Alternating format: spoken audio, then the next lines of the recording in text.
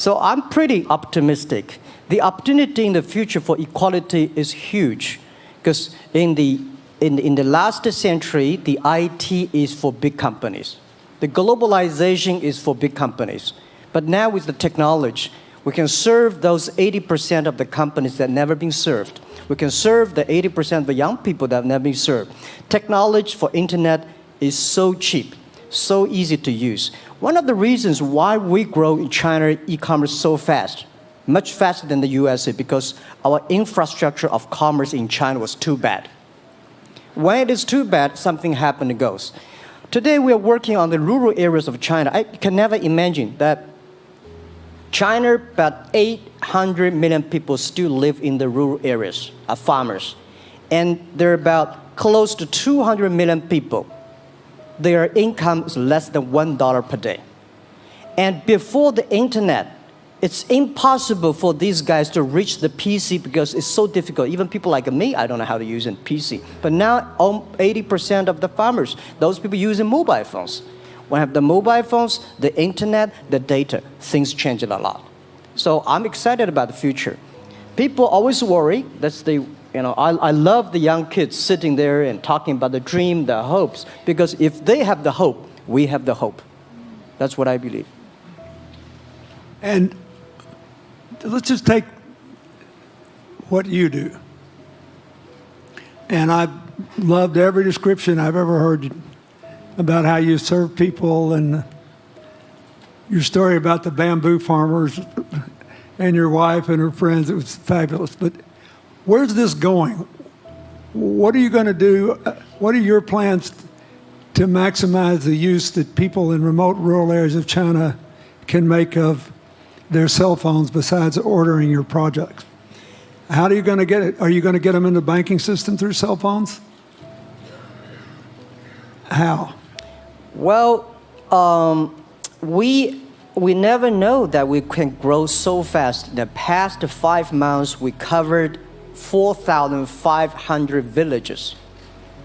And these people, normally they use in very traditional way. It took them like we went to a rural area. It took the farmers 2 hours to walk to the downtown in the middle of the town and buy things. But today, because the mobile phone, and we can deliver things to their home, to their village within 72 hours.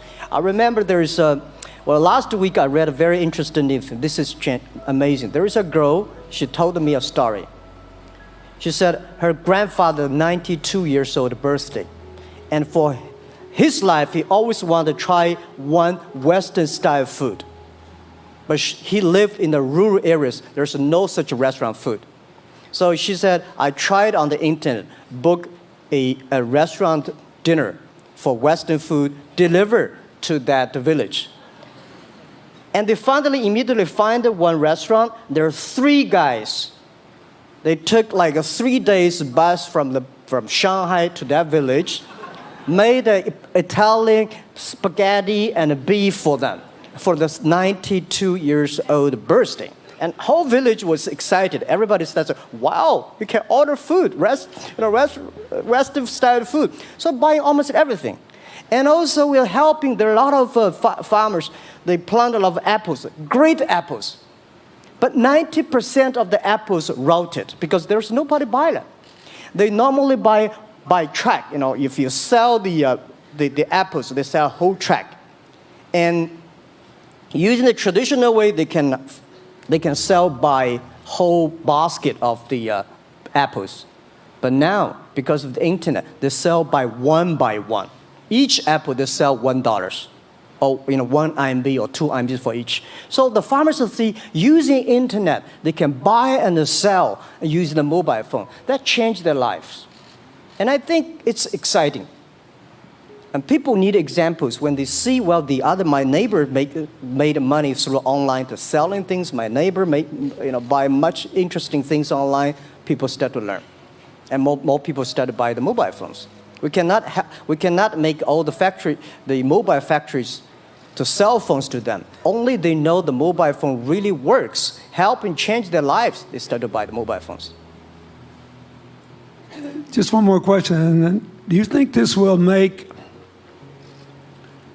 the current problems like the current problem in China are less likely. That is, if we'll have more market information and the market will drive where the investment goes instead of the government trying to make judgments about, I better build another housing development or office development here, there, or yonder, and you wound up with a bubble.